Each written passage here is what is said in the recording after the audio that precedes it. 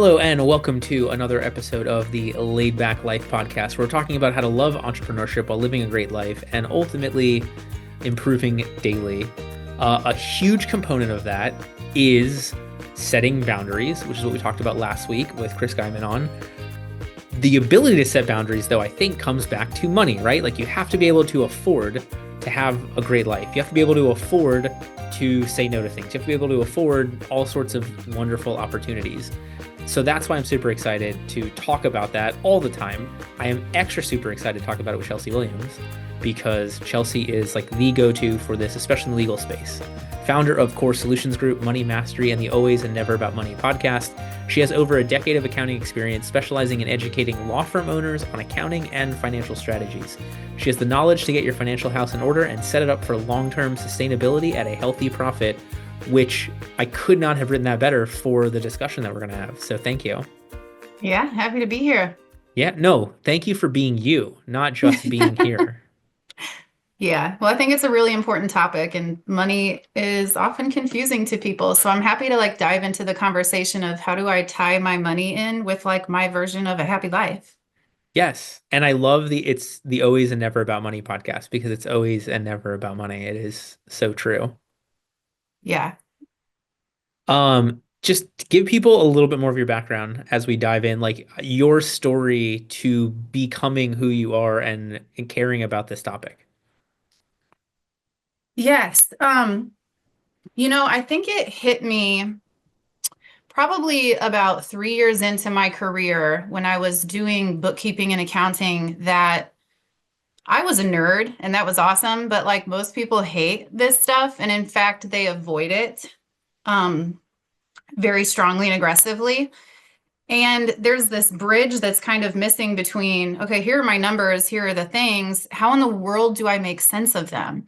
And so that was kind of my beginning mission when I started Core Solutions Group. I'm like, I'm going to help law firm owners look at those financial reports and actually understand the story that it's telling them, because numbers absolutely tell a story. And furthermore, like I said, like making it make sense, actually taking what it is that you want out of your life outside of work and what the numbers need to be in order for you to live that way. And so it's really become a passion of mine because numbers are simple. They don't have emotions, they don't care, they are non-biased, they just are. It's us who attach all of the meaning and emotions and even values on ourselves to those numbers. And so I love being able to separate the numbers and separate the feelings and emotions and take people through a framework that helps them just leverage the numbers and reverse engineer their life's goals into what the numbers need to be. It's so funny the way that you frame that. This is sort of off topic, but on topic.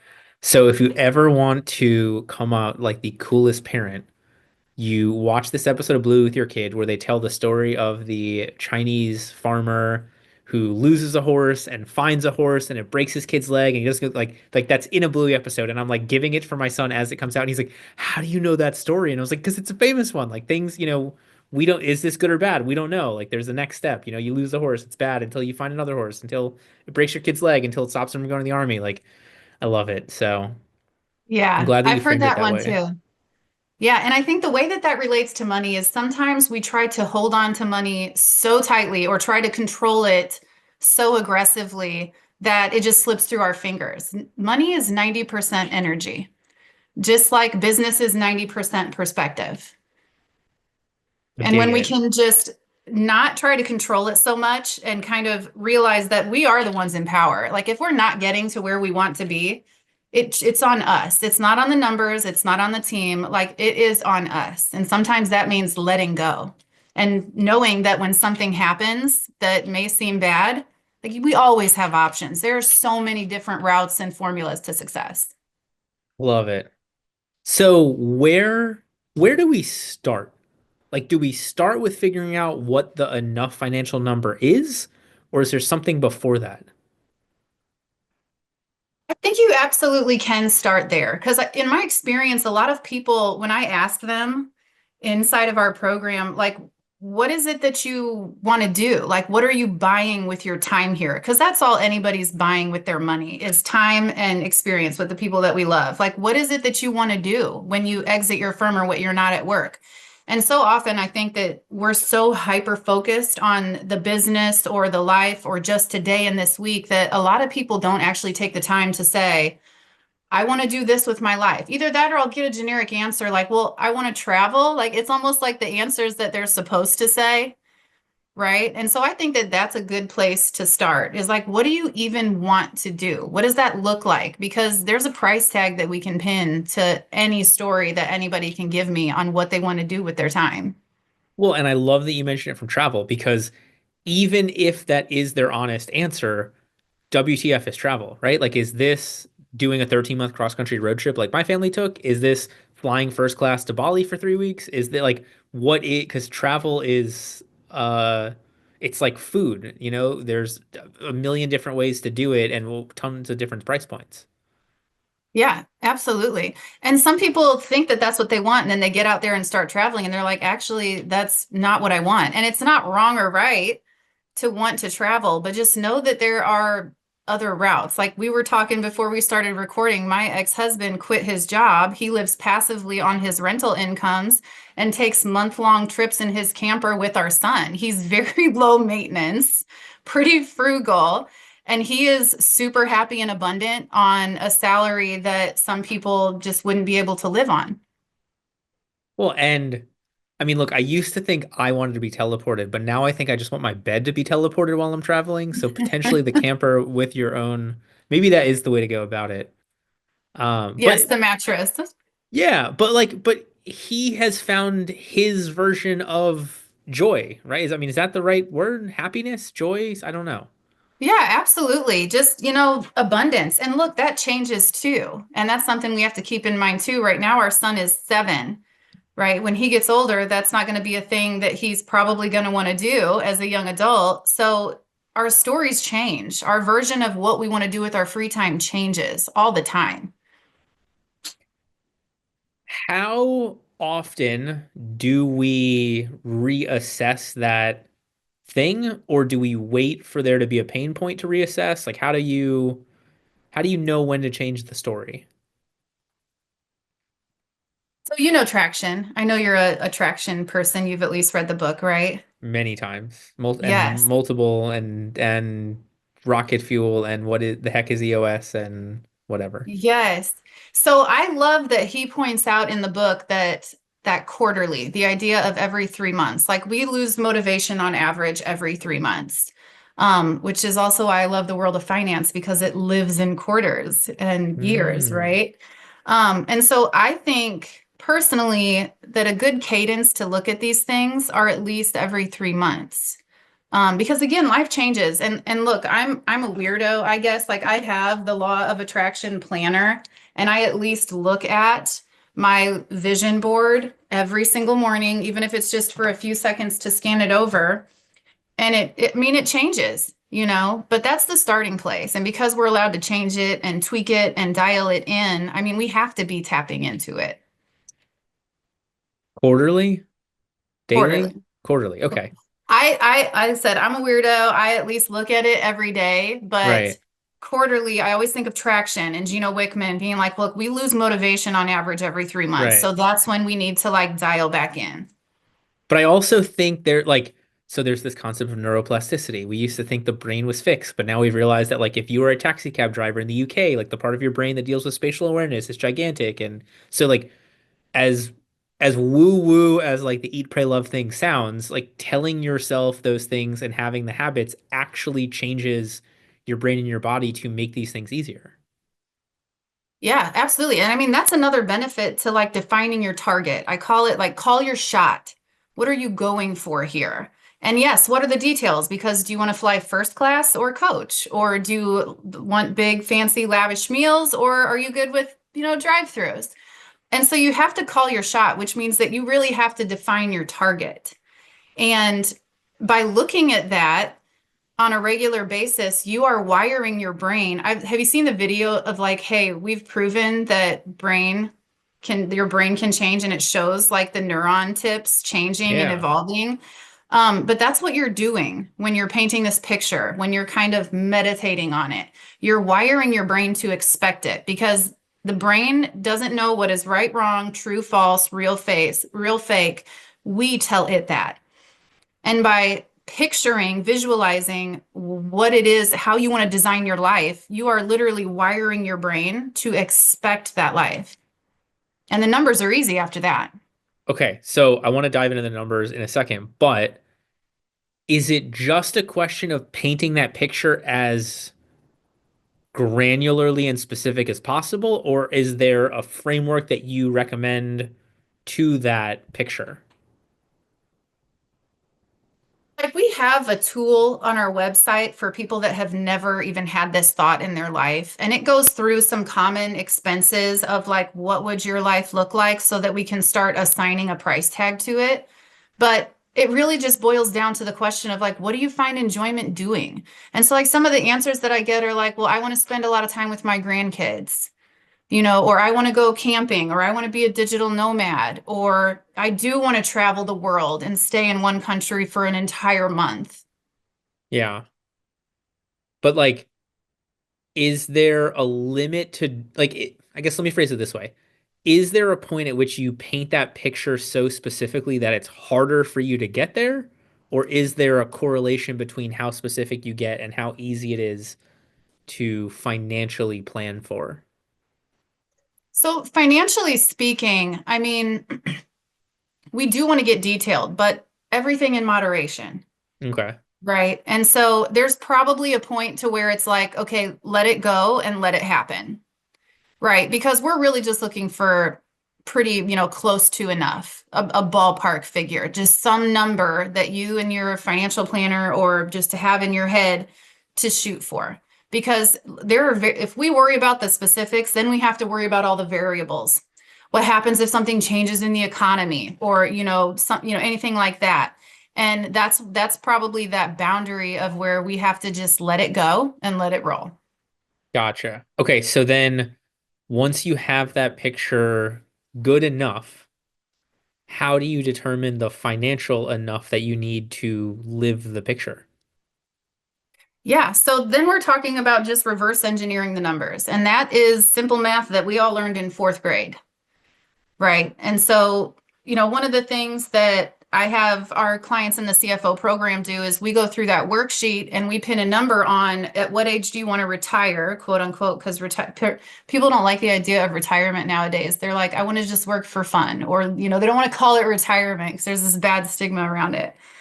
But what we can do is take that number to somebody like a retirement planner who has a fancy software they can plug it into and say, okay, this is how much you need to invest with or grow your law firm to be able to exit profitably by this date so that you have this lump sum of money to go live the rest of your life.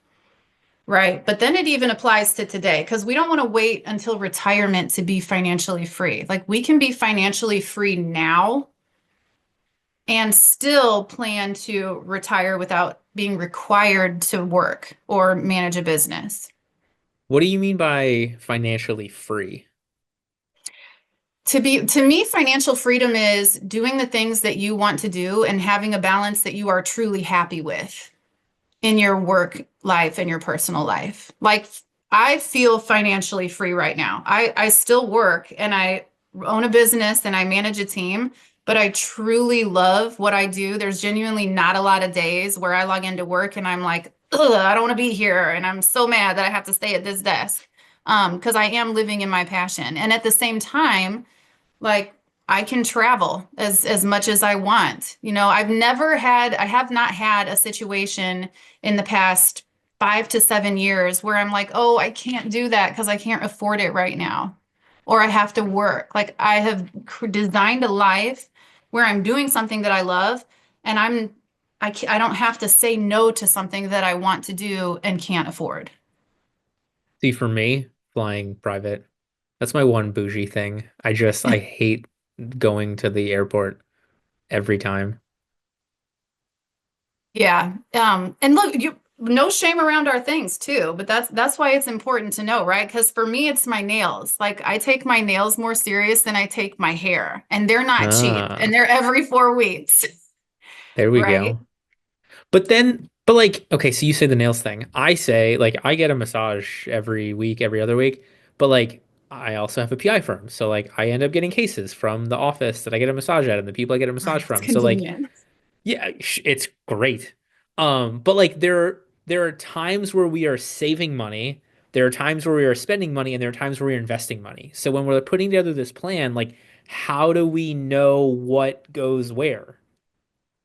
Yeah, so I like the idea of always saving and investing. Even if it's an amount that seems minimal and not worth it, it's Yeah. the action, it's the habit, it's those neurons connecting in our brain chemistry, right? Of we first save and invest and then we spend.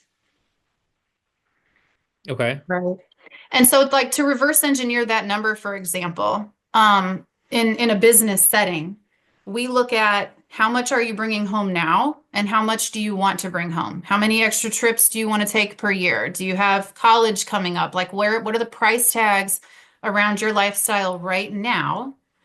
And then what does that translate to in your law firm in terms of what you need to spend in marketing to generate the revenue you need, what staff members you need to manage the workload or the other functions of the business that you don't want to manage, and how much does that leave you in your pocket? And some of that is optimizing the strategy too. You know, things like your tax strategy, having a proactive tax strategy, maximizing your owner benefit, taking advantage of all of those things can make a difference too. But like, I get that. I don't disagree. But when it comes to spending X dollars to hire a personal assistant or investing in coaching or, these things that are, I don't even know how to frame it. Like these things that are technically investments but sound like expenses until they pay out. How do you walk somebody through like what is the worthwhile investment? What is not? Yeah. So, I mean, it starts with time, right? How many hours are you working now? How many hours do you want to work? What are you doing that somebody else could be doing? What do you have a mental block around that you think you can't let go, but in actuality, you can? So, like one of the hires I made last year that was a game changer for me was an executive assistant so that I no longer have to be stressed with emails or managing my calendar. And those are the simple things that, yeah, they give me back my time, but more so they allow me to protect my energy. And that's an investment because I drive growth in the business, right? I can show up and make the biggest impact for our clients. So it's not always about the money, always and never about the money, right? And even with non-billable positions, there can be value there. So I totally agree. I have had an assistant for a very long, I've had multiple assistants for a long time. But like the part that I don't know how to frame is like when did I decide that was the right use of money? Or when did you decide that was the right use of money? Like I 1,000% agree. I think everyone should have an assistant. But when do you know that like now is the time to make that investment instead of like now I'm just spending that money on not having to look at my email? Yeah, well, I think it's about what's going to happen after you spend that money. That's Okay. what makes it worth it or not, right? So yeah, does your income statement say that you can afford it? Number one. If so, great. But then what? Right? So if hiring an assistant frees you up to go make more money, that's delegation with a return on investment, right? Or if you're the attorney that you are saying, no, I just talked with a client this afternoon who's like, we had to shut off our Google ads because we don't have the capacity. So hiring billable team members for them allows them to make more money. Yeah, they're spending it, but they're going to make more money back. So you're looking at the opportunity cost just as much as the cost. Absolutely. And that may even be more important because there have been situations where I'll talk with a client and we'll go through all the options and all the, everything we could possibly do. And at the end of the day, this new hire would make them financially strapped in 3 to 6 months. However, what we strategized after they hired somebody new is going to prevent that. And the profit comes in because we're now reallocating energy and focus. I dig it. And like, is that, I guess it depends upon the situation. Sometimes it sounds like those investments will get them to their target faster. Sometimes it seems like it will help them enjoy the journey of getting to the destination. Sometimes it's both. No, you're absolutely right. There is no cookie cutter like set of criteria that I could possibly give you to help somebody determine is it going to be worth it or not, because it's completely dictated by your priorities and your stressors and those lost opportunity costs. Like we have some law firms who start and they want to be the only billing attorney until they hit at least 250,000 in annual revenue. And they won't hire anybody until they hit that because they need that money in home now, right? On the other hand, I have some clients that they don't need any more money in home based on their lifestyle and their life circumstances. Their priority is not profit into home. Their priority is building a machine that runs without them. And so they're hiring and delegating immediately because they want to keep their time. They don't want to sacrifice time up front to get it back later. What's the difference between those kind of people? Is that a like is the first person they haven't seen the light of the second person? Is there something innate to people that make them more risk adverse or less? Is there like what's the you're nodding your head. That means my question Yeah. of what's the trailing off? What's sufficient? Some of them are money blocks. Some of them are I'm hesitant to delegate. I don't know how to delegate or grow, but what I do know how to do is work and produce billable work, right? So some of them it is a mental thing. But then some of them they don't have the financial need. And so it's not the money that they need right now. It's So the they're time. okay with It's the it's the freedom. time. Yes. Gotcha. Okay. So Yeah. it almost sounds like it's what hurts more, either spending more time or saving more money. Exactly. Yeah. Look, Like where is the pain point? Is it in and the work, the type of work that you're doing? Is it in the number of hours? Is it the money that you're bringing home? All of those play a part. so interestingly enough, I'm going to get back to this, but I want to talk about this week's newsletter. So you'll be watching this episode on Tuesday. This Friday, the newsletter is What Do We Strive For? And I wish I could tell you it was directly on point of like money or time. Instead, I'm looking at it more from like the philosophical, are we looking for happiness? Are we looking for joy? Are we looking for the Japanese concept of ikigai? Are we looking for the Greek concept of eudaimonia? Like, so check out that newsletter to find out what I think we should all strive for in life and why. Coming back to Chelsea's specific thing about the pain points of what we're striving for to enjoy our life in the process, is there a how do we know that we are so correctly on schedule that we should not save more, that we should not work more, that we should not invest more? Like, is there a time where we need to be focused on the now, or is it always better to focus on the longer term? That's a good question. Because tomorrow isn't guaranteed, Yeah. right? And now is the most important moment. And so it is definitely a balance. And there are situations, I suppose, where, you might hold off on investing or saving. But again, like I know there's always an exception, but I'm the one that's going to tell you, look, I don't care if it's $5 transferred into your Right. savings account every month. Do it, invest it, make it automatic so that you don't even feel it. Because no, tomorrow is not guaranteed. And 10 years goes by like that.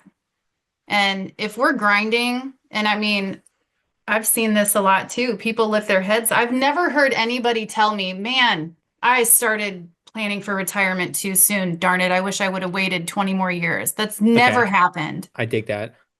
Yeah, but I think but like, okay, so look, the number one regret for men on their deathbed is they work too much. I imagine there's a corollary to that of I did not enjoy life enough. 1000%. And that goes to like what your newsletter is talking about. Like, what are we chasing? Because you have to find abundance within the journey. That's like my idea of like feel financially free. Don't wait until you have enough money in the bank to feel financially free. And so I'm not, we're not trying to Dave Ramsey over here where you're not allowed to go out to eat or go out to dinner. Like we want you to enjoy your life Yeah. in within moderation because at the same time, a lot of us are spending money to fill a void, Ooh. Well, right? aren't we all? Like, I spend money to be warm. I spend money to be fed. I spend money to have fun. Necessities. Those aren't voids. So every time we spend money, we are only ever chasing a feeling. And so we have to pay attention to, and I do this with my personal finance clients too, where we use Rocket Money to go back and look at the last 6 months to a year of what they spent their money on.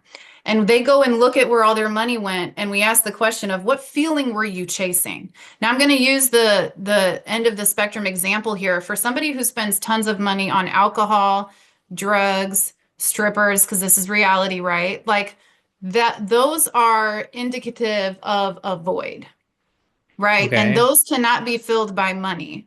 And so that's where we dig deeper into the questions that you were kind of pointing out in your newsletter of like, what are you actually chasing here? Because that's running from something, right? Abundance is you're soaking in it and you're going towards something. What do you want to go towards, not run from? And so all that to say that a lot of us are spending unnecessarily. It's not that we can't enjoy the money that we have right now, but ask Right. yourself really and truly, like, do you actually need this? If you're in a position where you may need to cut back on spending a little bit, like, do you actually need these things? And can you actually find abundance without that extra $200 a month? Right, but isn't all of it a void? Like the fact that I'm not cooking my own food at the cheapest rice and beans for 30 cents a pound. Like I'm filling a void because I think the hamburger's better, because I think the steak is better, because I think I have a gym membership because I think the enjoyment of feeling better physically is filling a void of feeling like crap every morning. Like I don't know. Is there maybe I'm overthinking this? I guess it's a matter of perspective. I mean, I don't know. I kind of associate a void as being like a negative lacking of. Right. And on the other end of that Okay. spectrum is like abundance. Like I do all of the healthy things and I spend more money on food that's healthy and I go to the gym, but it's not because there's like an empty space there. It's because I'm striving to be my best self and that feels great, not empty. So to take the way you phrased it before into how you answered it now. So in essence for you it's kind of the difference between running away from something you don't want and running towards something you do want. Yeah. Okay. All right, I'm in. I that makes sense to me. From that standpoint though, like we have how much I want to phrase this question the right way. So like you figured out what the money number is with a retirement thing or whatever we're calling it, second life, second career, I don't know. Um we're trying to balance enjoying the now with striving for the future. We're trying to find more things we run towards. How do we overcome like hedonic treadmill? Like if you have this in place, isn't this at some point a moving target? Like if I'm saving 5,000 a month and I'm working out 40 minutes a day, now I want to save 7,000 a month and work out 50 minutes a day. Like how do we really truly figure out when enough is enough and we don't need to add more? Yeah. So I think that's kind of the matter of the flywheel. And you know that. Good to great, Tim Yeah. Collins. So finances have a flywheel too. Like I said, it's easy and incredibly systematic because finance lives in months, quarters, and years. And Okay. so there is a system, especially business owners can be following of things to do monthly, quarterly, annually, financial key players to check in with, to where you're going to know if you're on pace, if you're ahead of pace, if you're behind. So if you stay up with these checkpoints, right, these financial KPIs, and you're always adding momentum to that flywheel, you'll know. You have visibility. It's very simple. Again, it's numbers are not biased. They don't have any feelings. They're incredibly systematic and predictable if we can just get out of our heads about it. So, total aside, but I have to jump in. The most wonderful part of knowing Chelsea is what she just talked about, like the knowing who your financial experts are. Because, like, I consider myself relatively intelligent until I met you and you explained this. I like had no idea why so many people were I thought terrible at their jobs, but instead were not the job I thought they were under any circumstance. So, like, please, anybody, if you can get like the Chelsea Williams rundown of your financial experts needed in life, you will be much happier and more well off for it. To your direct point though, but like isn't Jim Collins's point about the flywheel though is like every spin gets it spinning faster. So my thing is like, but isn't there a point where our flywheel is spinning faster than it needs to, and we should cash out some of the momentum? Maybe that's I'm merging a metaphor that doesn't really exist, but So I think essentially what you're saying here is I have too much money in my retirement account. I have too much money in my savings, right?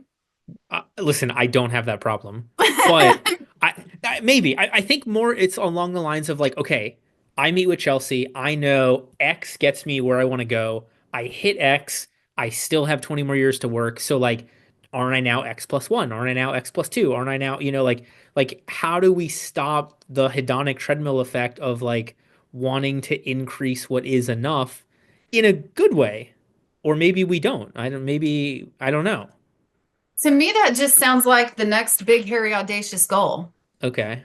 you know? And if you truly get to this place to where you don't need any more money in your life, but you're stuck making more money than you need, you can probably find something to do with it, right? Even if that's giving it away or starting a foundation or putting it in a trust for generational wealth. But then, like, there is no truly altruistic goal. So really, you're doing that selfishly or whatever. I'm playing devil's advocate because you're saying stuff I agree with. I just want to be clear on that point. Like, you ever read Die with Zero by Bill Perkins? Mm-mm. Okay, you have to read this book, not because you don't agree with it, but just because like the way he framed. So in essence, he's like, look, if you're gonna spend this money to go to, I think he uses the example of Yellowstone. If not, I fill that in because like on my cross country trip, Yellowstone was the place I had such high expectations, and like as high as my expectations were, it was so much crazier than I expected. He's like, if you do that at the time where you can do the long hikes, one, you can enjoy the experience more, and two, you can talk about it for longer. If you never go to Yellowstone until you're 65 and you are stuck going on the boardwalk, I swear to you, you can still see almost everything you have to see. Yellowstone is like the most weirdly accessible middle of nowhere in the history of time. However, you can't go on these crazy 4 mile hikes to get to different stuff. You can't talk about it for the next 40 years because you'll be dead at some point. Like, there's a balance to enjoying things sooner for the compound benefit of it. And I just like, I struggle drawing that line in my favor of doing it versus in my favor of saving it for later. So look, I mean, let me ask you, why do you think that is? Because, I mean, listen, this is going to sound flippant because I'm Jewish. But really, like, as part of that, like, my dad has an MBA even though he delivered mail. Like my dad got a degree in business and then just worked for the post office. But like I had a savings account at I think I was 5. They would come to my school on Tuesdays and Thursdays. If I put my allowance in, my dad would double it. And so I was like, oh, this is great. You know, my whatever it was $2 allowance becomes 4 if it goes in the bank.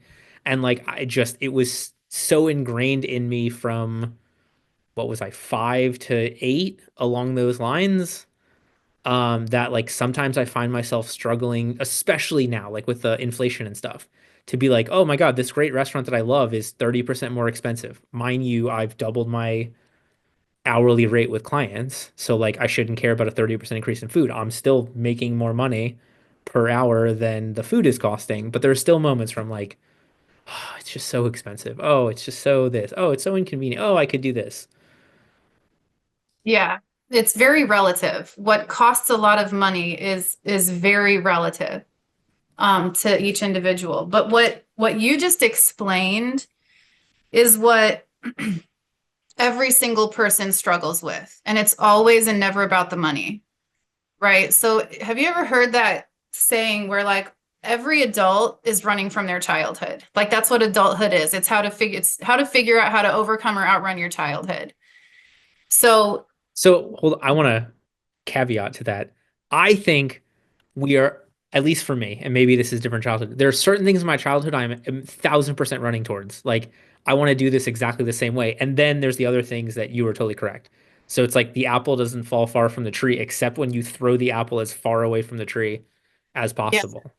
And the hard part about that is the things that are embedded in us from a very young age are our core values. And especially when it comes to money, one of the hardest things that I run up against with clients is when we come up against a core value. And the core Mm. value that they were taught is not the core value that they want to pursue. And now that's where the real work comes in. This is how mental blocks happen, money blocks happen, because we're finding out there's a new reality that we could step into, but our core values are holding us back. And so that's where the real work happens. That's where we really get into thoughts, beliefs, those neurons disconnecting and reconnecting. It's pretty deep. Sort of aside from that, but not totally aside. What percentage of those situations is the person aware that that is a core value versus what percentage are they not aware that they're keeping that value? Say, if I had to put a percentage to it, probably 60-40. 60% of people that I work with do not realize how much of their past life is showing up for them and holding them back in their current life. And about 40% of people are like, no, this is how I grew up. And like I have a client who grew up in a Catholic home, and it was always known and stated and reinforced that women have no place in managing the money or knowing anything about it. You be a woman and we'll take care of all of those things. And she worked through that journey before she started working with me. To be And it fair, was, like you're celebrating 50 years of being able to get a bank account, which is terrible. Please take my statement not as support of the 1974 Fair Banking Act or something. yeah, no, that's very real. And so, like, to go a layer deeper, if you're a man versus a woman, you have completely different generational blocks holding you back. In the lifetime of the financial institution, women have been a part of the algorithm for 1%. We have literally just dipped the top of our toenail into the pool of the financial algorithm. And so we have things that are more difficult that we don't even know about. And especially in our family lives, because this is how it was generation to generation, those things don't just change, even in one or two generations. Well, and I think statistically, you all end up out investing men because like you follow the Warren Buffett. Like you will ride something for the right amount of time, whereas statistically speaking, men are like, oh, shiny object, let me sell all of this and buy crypto. When I Yes. when we're filming this, that's a good investment. When you're listening to this, it may not be. I don't know. We'll see what happens. Yeah. No, Ellevest did a study and found that out that women actually tend to outperform men in financial. So, but the point is, like, we're still learning, right? And even if you're a man listening to this, um, money blocks, mental money blocks are absolutely a thing. And that's part of going back to like, what do you want? Right. And when you start to paint your picture of what you want out of your life and out of your time, like pay attention to the mental chatter that happens because all of those core beliefs are stored in our subconscious, which shows up as that voice in our head. It's like, you can't have that. That's too much money. What the hell do you need that car for? Why do you need to go eat at a fancy restaurant while everybody else is out here struggling to buy groceries? Right. So by listening to that, like those voices in our head, when you're painting that picture, you're going to hear some of your core values that you might run up against. Well, and the thing for me is nobody cares. And like I don't mean that in a dismissive way. I mean that in a liberating way. Like we have this weird concept about how, like, what are other people going to think? And the reality is 99% of the time they're never going to think about you. And like, when we're filming this, that's a good investment. When you're listening to this, it may not be. I don't know. We'll see what happens. Well, and the thing for me is nobody cares. And like I don't mean that in a dismissive way. I mean that in a liberating way. Like we have this weird concept about how, like, what are other people going to think? And the reality is 99% of the time they're never going to think about you. And then of the 1% of the time that they will, it's going to be negative so much that it's not somebody you should care about, or it's going to be super positive from somebody that wants the best for you and doesn't really care what you do because they support you no matter what. Exactly. Thank you. And yet I'm still caught up on my own like my 10-year wedding anniversary was last week. We flew Frontier Airlines because it was cheaper and it was to Atlanta, so it was like an hour flight. It wasn't the worst thing in the world. But like I was just sitting there with my wife, like we're joking about how that's how we're celebrating our 10-year wedding anniversary on Frontier Airlines and then the Atlanta, whatever their commuter rail system is to get to my sister-in-law's house. Yeah. I mean, look, at the end of the day, regardless of people's judgment, right? It has to be, it's about what's really going to make you feel fulfilled, I love that. shamelessly. All Because right, you're right, there's always a critic, always. But that critic very rarely is going to have more than you do. So check their intentions, consider their intentions. I love it. All right, let me get back to that, but I want to announce our next week. Okay, listen, everybody. I my team, magically, we launched this podcast in a way where we had every Friday newsletter go into every Tuesday podcast, go into every Friday's from day one. I am so impressed with us because I had very little to do with it. Thank you. Extra impressive. So next week, I have Josh Wilson coming on. We're going to talk about basically how you can use having a podcast or some sort of content pillar to live a great life. And then the week after that, I'm going to have Josh Pies come on for the same topic. So we have lined up, not because they are both Josh's, but we have lined up that we're going to give you back to back topics of having a podcast or content pillar to help you have a great life, to help you meet people, to help you chat with awesome people like Chelsea, to create the content like we do from this podcast. It's going to be super meta. I hope you'll join us back next week for that, and then the week after for I'm going to say other Josh. No offense, Josh Pies, but in this case, your other Josh, second Josh. But that being said, we've got Chelsea here. I don't want to let you go yet because if we sum this up, right, we've created our picture, we've figured out what's enough, we've got the plan in place to get there, we're checking in quarterly to make sure the plan is still correct, we're overcoming the haters, we're, investing some of it. Like, what are we missing, if anything, from this concept of enough financially running towards abundance, everything that we're talking about here? I mean, I'm going to take it back to that what was it, Bluey that you were telling your son Yeah. about? Because I've heard it somewhere else, but it was not through Bluey. No, it's like Um, I think it's from I think it's a Confucius it's like it's thousands of years old, but it just happened to come up in a show for children because there's also stoicism in Bluey. There's a whole episode called Ragdoll. You have to watch it, especially if you like anything Ryan Holiday stoicism. It is dead on to that. But anyway, yeah, I'm beginning to like this show. I might have to watch it as an adult.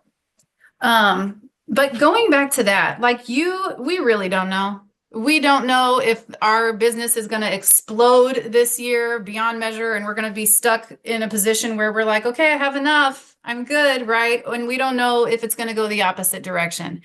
But no matter which one happens, we can just choose to be okay, right? We can stay on top of the system and we don't have to fear because that's most people's fears, right? Is I'm going to lose my house. I'm going to go this way. I'm going to go that way. First of all, almost never do our fears actually come to life. Number one. Number two, if they do, we always bounce back. Like there's always a way to bounce back. or we're dead and then you doesn't, you're not there to And then feel we don't have anyway. to worry about any of Yeah, life it. insurance. Right, right. So, no, I would say that no, we're not missing anything because those are the basics. And anything beyond that, um, that's like we said, you just gotta let it be, let it go, not overdo it. Everything in moderation. All right, so then let me flip it slightly in like the 5 minutes that we have left. If we've covered everything, what are going to be the most common roadblocks, obstacles, issues that come up as we are putting this together and then following the path? Ourselves, the Yeah, person in the that's mirror, fair. right? Because sometimes that can show up in hiring and delegating. And if we're not a good leader and we don't know how to manage teams and inspire teams, we're going to run up against that. right? If we can't honor the boundaries that a budget puts in place for us in our spending, we're going to be forced to deal with that, right? So it's always ourselves, the person in the mirror, which is why I love business, because they will only grow and expand as much as we are willing to grow and expand. If you want to find any of your weaknesses, start a business because it will challenge every single one of them. Well, but here my least favorite juxtaposition of being a business owner, right? You have immense imposter syndrome and don't believe you belong, but also don't think anybody else could do any of your job nearly as well as you can, even though you don't belong doing your own job. And like for some reason, that's the same person. That's all of us. We all go through that, like in some weird situation. So yeah, it is us. But at the same time, it's easier for us to change ourselves than it is to change anybody else. So really, being the cause of all your own problems is actually the best thing because you are you. Yeah, exactly. And I mean, one of the things I love about numbers is, again, they don't have any feelings and they don't care who the person in the mirror is. I can draw up a forecast in a scenario to get anybody to anywhere numerically that they tell me they want to be. So you have literally a blueprint of how to get there. And all you have to do is take the steps. But inevitably, some of those steps are going to challenge you. And, one of the ways it shows up is in those core beliefs. Like sometimes we have to challenge our core beliefs and we have to change them. And those are the hard parts, right? But they're the most rewarding parts. I That's take what's it. going to get you to the next step. Yeah. And This is awesome. absolutely. Thank you for being here. Yeah. This was Uh, fun. so to anybody else watching and listening who is smart enough to have enjoyed this at least half as much as I have and wants to hear more from you and wants to get that whole rundown of the financial experts and wants more of the Chelsea Williams chief financial architect magic, what's the best way for them to stay connected with you? Everything you could possibly need and that we are on can be found on our website, yourcoresolution.com. There we go. Awesome. All right. Thank you so much for being with us. Thank you to everybody who watched and listened. Seriously, if you enjoyed this episode half as much as I did, it was worth your price of admission of free. We'll see you back next week for Josh Wilson talking about podcasting for a great life. Until then, have a wonderful week.